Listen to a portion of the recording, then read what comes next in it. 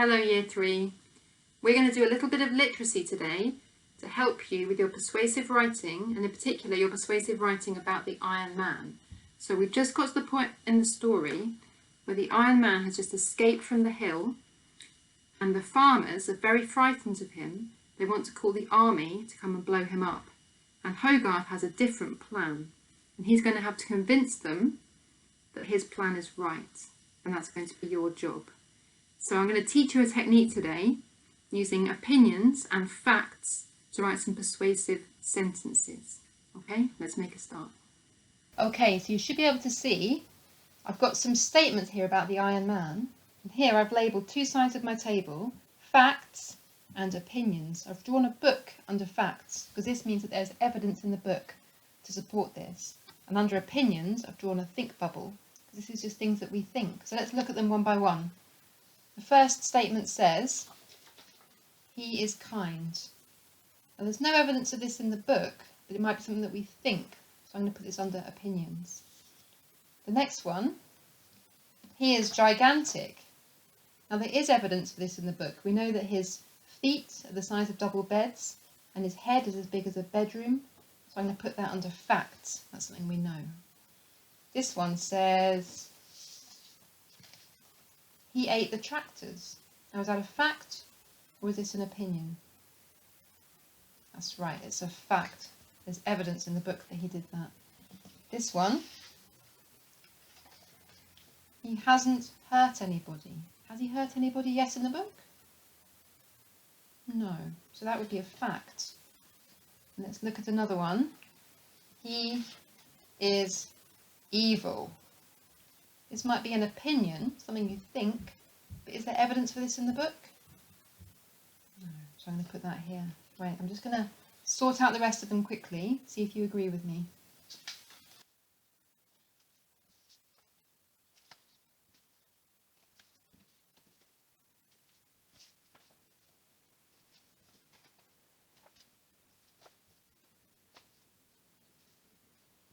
Okay, so under facts, this is what I've got.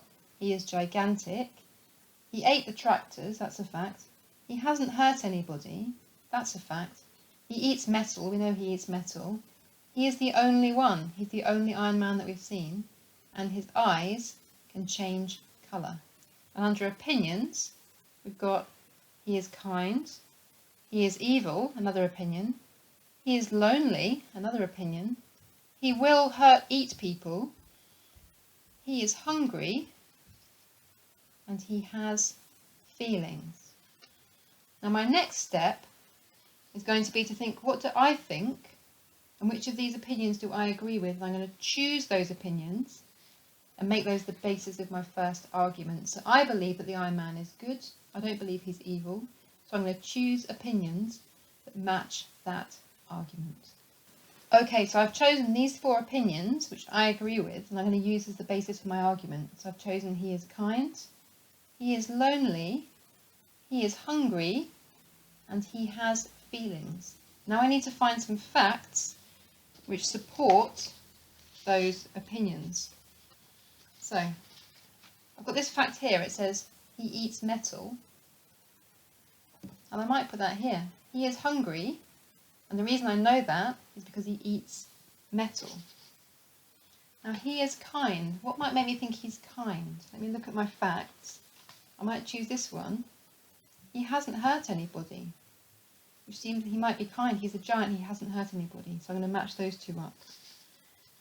He has feelings. This is a tricky one. The reason I think he has feelings is because of this fact. Because sometimes his eyes change colour, which suggests that he might have emotions. And he is lonely. Why might he be lonely? I'm going to choose this fact because he's the only one. He's the only Iron Man. I'm inferring that he might be lonely. So I've matched up my opinions with a piece of evidence which supports them. Okay, so I've just chosen two things here. I've got my opinion, he has feelings, and my evidence, his eyes change colour. And I'm going to connect these with two things. First of all, a sentence starter. I'm going to go with I think. I think he has feelings. Then I'm going to use a conjunction because his eyes change colour. I think he has feelings because his eyes change colour. And that's a perfect sentence. Let's try one more. Instead of I think, I'm going to try I believe. I believe he is kind because he hasn't hurt anybody. And maybe I'll just try one more. And this time I've got a different sentence that says, I am sure that he is hungry because he eats the metal.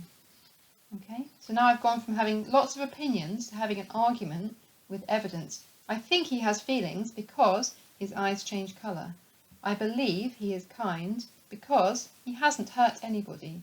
I am sure that he is hungry because he eats metal. Okay, so we're just quickly going to look at some sentences from the other point of view, the farmer's point of view, and see what they've forgotten to include, why they're not convincing. So here we've got, I think he is evil. What have they forgotten to include?